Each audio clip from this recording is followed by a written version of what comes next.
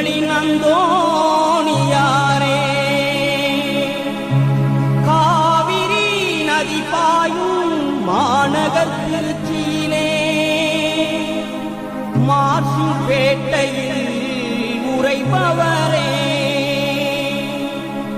வெண்சங்கு ஆலயத்தில் அருள் பொழியும் நின் பொன்னிகர் திருப்பொடி பறக்கிறதே.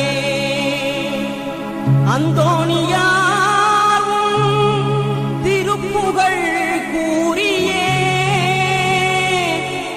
அன்போடு அனைவரையும் அழைக்கிறதே. பறக்கிறதே திருப்பொடி அழைக்கிறதே.